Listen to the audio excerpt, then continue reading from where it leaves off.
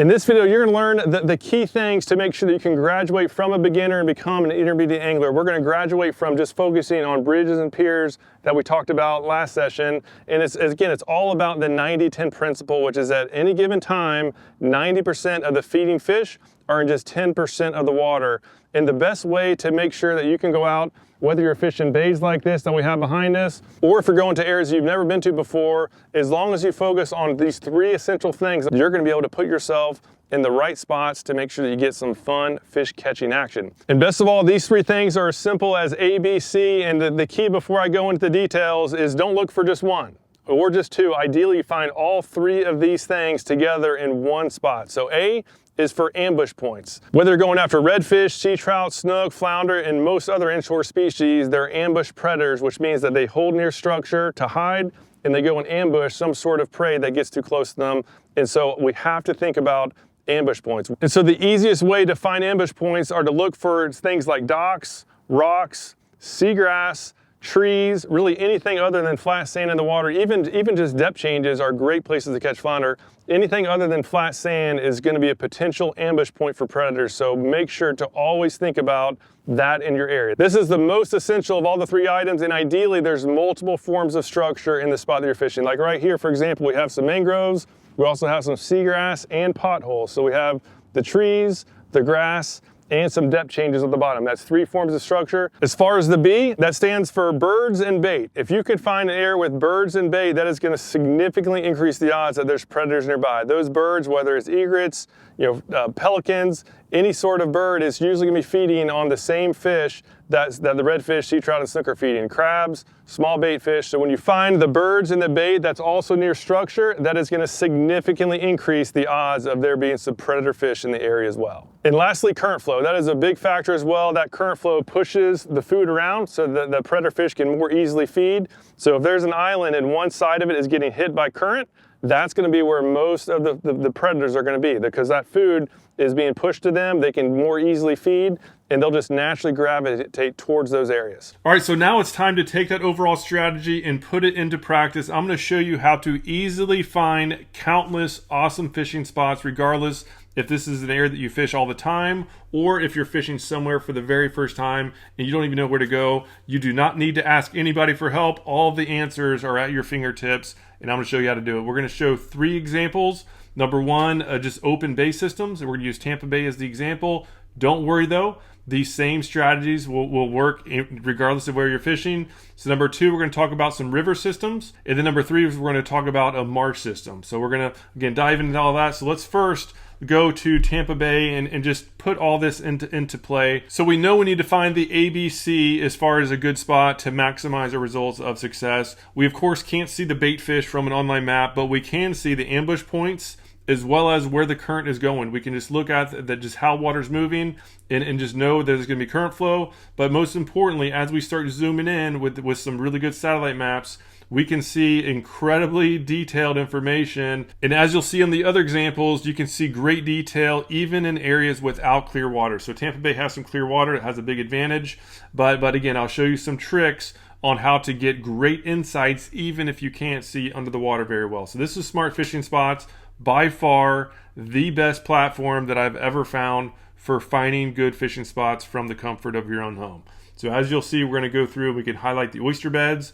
We know that we'll start with the A, an ambush. We're looking for any form of structure, seagrass, oysters, mangrove trees, docks, rocks. We can see it all from this. Also, we want to find depth contours. We mentioned before, anything other than flat sand is good. So if we can find some depth changes, that's a great thing as well. We just added this 1 foot contour to this platform as well, where now we can just easily see, even in deep water, we can easily see where all the depth changes are.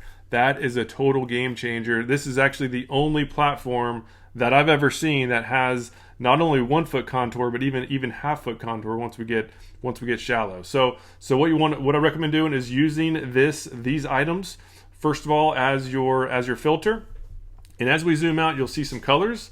And this is more if you want it done for you, you can use Smart Spots where the colors will highlight certain areas. And let's just look at one of the colors before we turn it off. So overall, we know that we need to find the ape and ambush, right? Multiple forms of structure, and then we also need to see some current flow. So as for the current is basically going straight through. The strong current flow is going through this main channel, but there's of course going to be some good amount of current that's going around these islands as well. And so when we zoom into this Indian Key, what we see here is obviously a lot of structure in the form of the trees. We can see that the depth changes. It gets 5 feet, not too far from the island. There's a nice shallow grass flat. And we can also see these white items. If you're wondering what that is, those are oysters. So those are oyster beds. So basically in this one spot, we have multiple forms of structure. We have in close proximity to a lot of current flow. That all but guarantees there's going to be a lot of fish here. And the fact that we have all this seagrass, let me go ahead and take the smart spots layer off so we can see in better detail. The fact that we have this seagrass down on the bottom, you can see there's nice potholes in the seagrass. This is a very good type of spot to find. I've fished this many times and I've caught a lot of fish here: redfish, sea trout, snook, and even flounder. And I can attest to the fact that spots like this, that this particular spot is awesome. But pretty much any spot like this that I find on these maps, it's almost a guarantee that there's going to be some action there. Obviously, fish move around. Sometimes they're better than others, but this is the type of zone that you want to find when you're looking for good spots. So let me show you another just easy way to get some fun action. And instead of the bridges that we talked about in the beginner module, I really highly recommend targeting grass flats, the outside edges of the grass flats in particular. This is going to be an area that just has a lot of life. We have all this bait that's getting pushed with the current flow in this deeper water. We can see here, this is up to even 18, 20 feet deep. And then we have this quick shelf that goes up to just 3 to 4 feet of depth. And we zoom in here, we can see there's a lot of seagrass. There's a lot of depth changes. Basically, this is going to have a lot of life. As far as what lives in seagrass, we have shrimp, a lot of small bait fish. This is just guaranteed a lot of life close to a bunch of current flow that all but guarantees there's going to be a lot of predators in there eating them. So if you want to catch sea trout, flounder, obviously mackerel, pompano will be going along here, cobia, even tarpon, and then in many cases redfish and snook as well. The redfish, snook usually like getting closer to the actual shorelines, but there still can certainly be good odds of them in spots like this as well. So look for this type of zone. And just as before, we want to find multiple forms of structure. This doesn't have anything other than sand and potholes, but those are two great ones. You have sand, which is awesome, holds a lot of life, and you can see these holes where it gets deeper, and that's going to be a good depth change for a lot of fish to target on. So if I wanted to go out and just get some guaranteed action, I would certainly target these flats, and I particularly like looking for spots like this that has a big point, whether it is totally submerged or is like an island point. That's awesome too, but love seeing these types of points. And so this would be, again, a great type of spot to go to for a bunch of trout. And so in general, what I like to do when I'm finding spots is I just look for areas like this that have multiple forms of structure. I like seeing points, like seeing depth changes, multiple forms of structure, and I'll pick a half dozen or more that are in relatively close proximity, whether I'm walking by foot or if I'm on a boat or a kayak or paddleboard. I always pick at least a half dozen and go out there and fish them. And that of course, pick the good spots where I can see the ambush spots and the fact that there's current flow. But as far as the birds and bait, that's really the on the water. So when I get to my spots, I scan the shorelines, looking for birds, looking for bait fish, looking for mullet jumping, any sign of life. If I see that life, I stay there and fish slowly. But if I don't see any life, I literally give it no more than 15 minutes, pick up, move, go to the next spot. Life is too short to be stuck in dead zones. Keep moving around till you find that life. And so that's a top summary for open bays. And now we're going to look at river systems. This is going to be an area that doesn't have as clear water. This is where it's much more difficult. And before this type of platform existed, this would require a lot of hours on the water. And of course, we want to give you shortcuts. And I'm pleased to report that this platform is almost cheating. I almost feel bad about it. But what we have here is we can go to that 1 foot contour, right? Actually, first I'll go to the marine chart. So a typical marine chart will just show you a little bit of data, right? It's helpful to see where the main channel is and the fact that we have some depths. But what we really want to see is, okay, where are the actual deep pockets of water? And we're going to stay in the same spot, in the same location. I'll give you a hint, we're going to find some good looking spots in this area of the river that weren't really visible without the aid of this 1 foot contour, which is that new system. So here it is, and before it just showed that it was like 1 foot 1 foot deep, but in reality this area is getting down to 13 feet of water. Really, really important. That's a big difference if it's 1 to 3 feet versus 13-foot holes. This is the type of spot that you want to find, regardless if you're going after redfish, sea trout, flounder, black drum.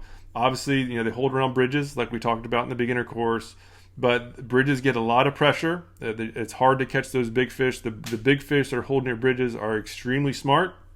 And if you just find a good spot that's just a little bit away, that not as many other people find, you're going to be catching a lot more fish. And so just a nice, easy trick to do is, especially in the winter and summer, is to find that some unique structure that goes out into some deep water. And so this is just an amazing tool for finding that. We can look at these docks. Docks are always great. They always have structure, right? Guaranteed, with the pilings going down in the water. Also has shade, which is great for the summertime for keeping that water a little bit cooler. And with these 1 foot contour lines, we can literally look at these docks and know exactly which ones go out into the deepest water in the area. Powerful information. This is, again, for years, I had to go out there and fish the docks to figure out which ones were best. Now I can literally scan a shoreline in like 5 minutes and know exactly which specific docks are likely going to hold the most fish. So I use this 1 foot contour line. Of course, we'll note this dock in particular goes all the way out to 12 feet of water. It has lots of shade in multiple platforms, shade in multiple depths. This is almost a guaranteed dock to hold a lot of fish. And just like before, right, I use these maps to go out and just find the current flow. We know what the current flow is doing, but I find the ambush points most importantly. I find those zones that are just a little bit different, a little bit better. And even like in the wintertime, a lot of fish go back up into the rivers, into the creeks, and just, again, being able to find the unique deep zones that are just a little bit deeper than everywhere else is a huge game changer. So we can use this platform to find those pockets of water.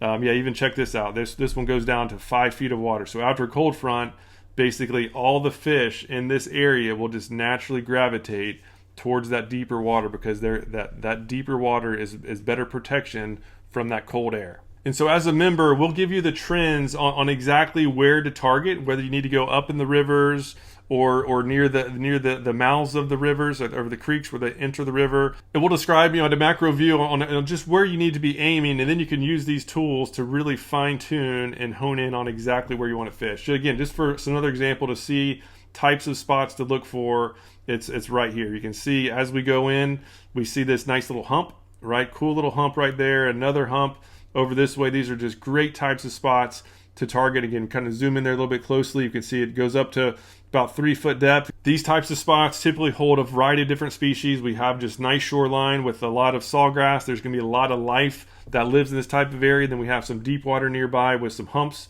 Again, great type of thing to look for. And we can turn on the oyster bed layer as well, right? We have this for really the entire coastline around the southeast U.S. And again, just game changer just to know exactly where the unique structure is. And then we can zoom in. Let's zoom in to just find another cool looking zone where we have, again, multiple forms of structure. We have multiple depths, all in close proximity. That is the recipe. That's the easiest recipe to go out and get yourself into some great spots that are likely going to hold a bunch of fish. So here we have a bunch of oysters up along this shallow bank. We have some deeper water getting down to 4 feet. We have, it looks like some sawgrass that's coming up all the way to the surface, and it gets deep quickly on this outside. So regardless if there's a big temperature change, like a cold front where they like to hold deep, or if it's super hot, they like to hold deep, they can do that safely without having to swim very far. And then once it's warm, once the conditions are better and nicer, they can push up in the shallows where there's a lot of oysters and a lot of sawgrass that holds a ton of food, and they can go up there to feed. With tools like this, you can easily find those great spots. And so lastly, we'll go to a marsh system, and the same general principle applies here, where we want to find the ambush zones. We want to find the unique ambush zones. We also want to find the unique depths. And so right now we have the smart spots layer on, so you can use the system to point you into some pretty good spots.